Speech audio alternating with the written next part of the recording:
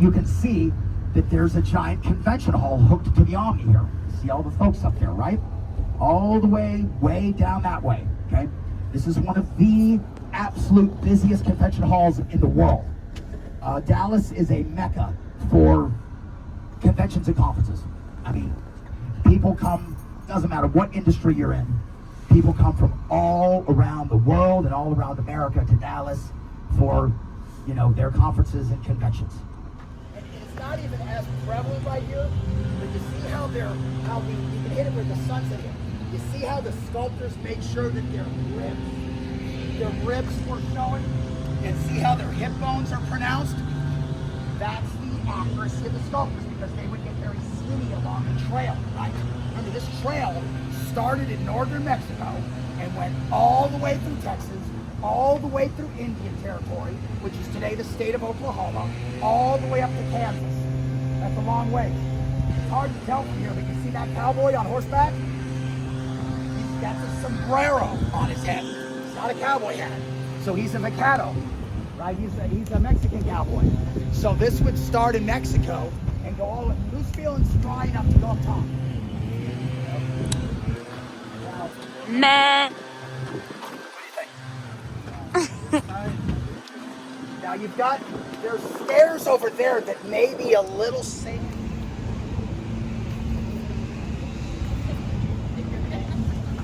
Not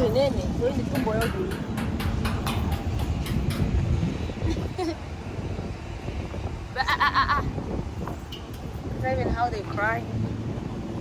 Mom. Mom, yeah. No. Hold it.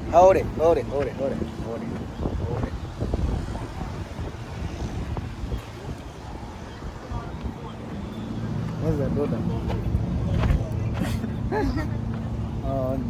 Uzunda?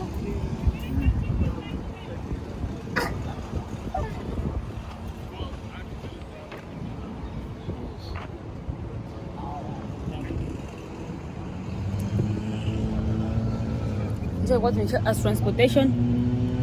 We're gonna move away from one state to another, but there's no trains or cars, so they have to. Okay, y'all, so y'all come over here from us by a sniper's bullet. He wanted this fort to symbolize the void that was left behind when JFK was killed. That's what that symbolizes. He also wanted it to look unfinished, to represent him. We got a lot of people here. His unfinished life of presidency. Let's get out of here. So they had all that in this basement, and it was the only one in Dallas that catered to the mob. So it was very swanky, but it had a reputation. Okay? And what happens a lot of times in big drug deals? You get shot.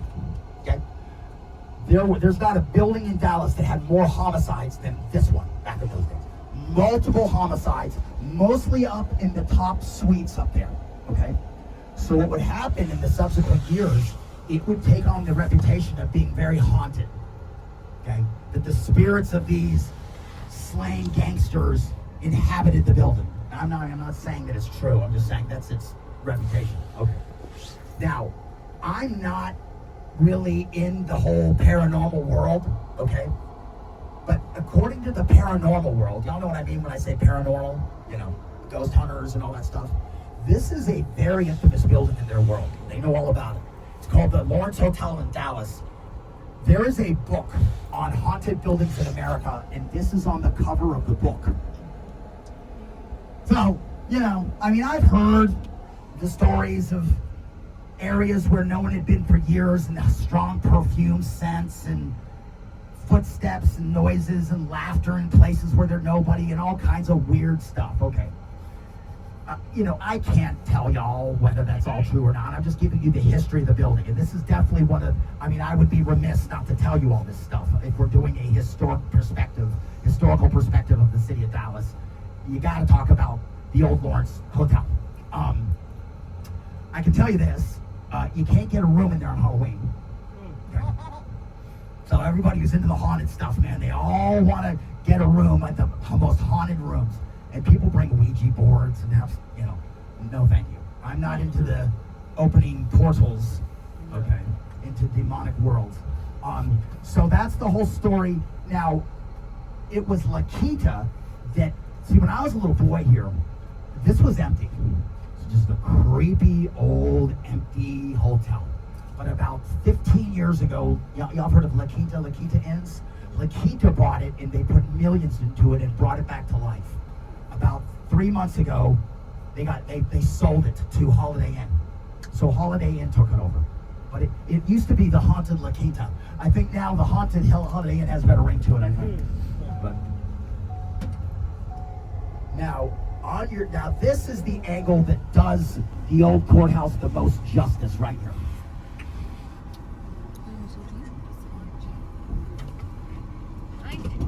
You all see that pretty well? Okay. That is considered one of the great old courthouses from the 19th century, which was called Romanesque Revival architecture. Very popular for that time period.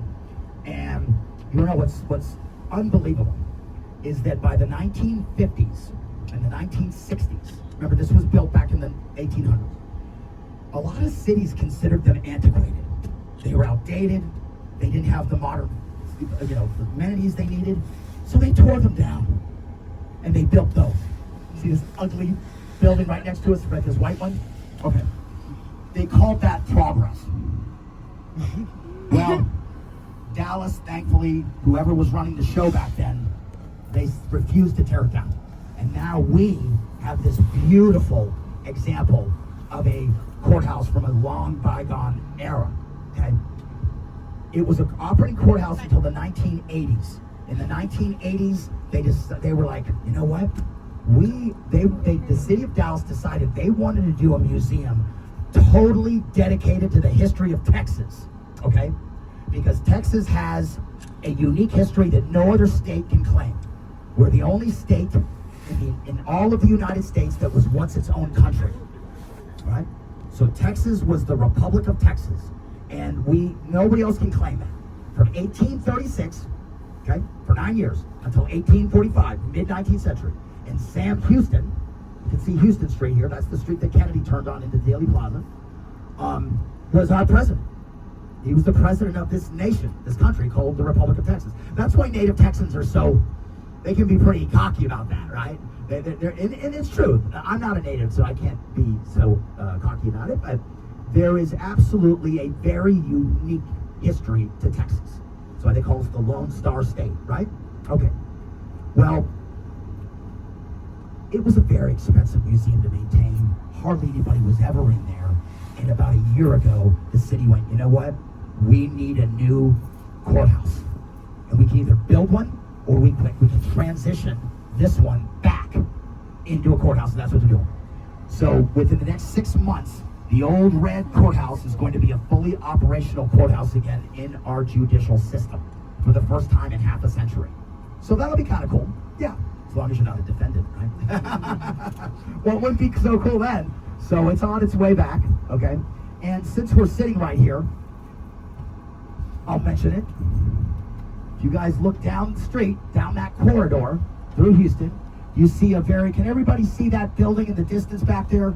You folks in the back, can y'all see it? Yeah. Not this one, but the one down there.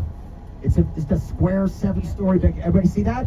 Mm-hmm. Okay, now as far as American historians are concerned, that is the most infamous building still standing in America today. That was once known as the Texas School Book Depository. Okay? It was from that 6th floor window that a young ex-Marine sharpshooter named Lee Harvey Oswald, who had been working there for about 6 weeks, on the morning of the parade, because remember, they printed the presidential parade route in the paper 3 days before JFK got here. So on the morning of the parade, this young Marine all of a sudden shows up to work with a long package in his hand that he said held curtain rods. Okay? You know, because every 24-year-old Marine brings curtain rods to his warehouse job. Yeah. Obviously, it was the rifle. That's how Lee Harvey Oswald got the Italian infantry rifle into the building. He wrapped it in packing paper, and he smuggled it into the building. You have to remember the mentality of Oswald. He was an absolute avowed communist. Okay? For a United States Marine to consider himself a communist at that time, after the Cuban Missile Crisis, at the height of the Cold War between us and the Soviet Union, that's no different than a Marine calling himself a member of Al-Qaeda after 9/11. Okay? Absolutely as much of an atrocity. Okay? This was a profoundly sick young man. He smuggled the rifle up into the building. He fired down on Kennedy from the 6th floor, assassinating John F. Kennedy. Now, we all know about all the conspiracy theories that have grown up in the American pop culture over the last 60 years. The grassy knoll, multiple shooters, Jack Ruby was a hitman, all that stuff. Obviously I'm not going to get into all that because this isn't a Kennedy tour. But I'll just say this. A lot of what a lot of folks have heard over the years is misinformation. Okay? We live in a culture of misinformation. I think we can all agree on that. Okay? And so a lot of what Americans have heard, a lot of it's urban myth. There's no, I can guarantee you this. Did Lee Harvey Oswald assassinate John F. Kennedy? You bet he did. 100%. Okay, 100%. That's okay. We can definitely establish that. Okay, now, if you guys look out through this windshield, okay, you can see this glass structure. That is one of the...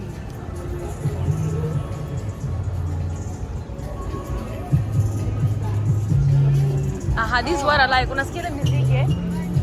This is giving Kampala vibes, right? Right now. It's giving Kampala vibes. I beg.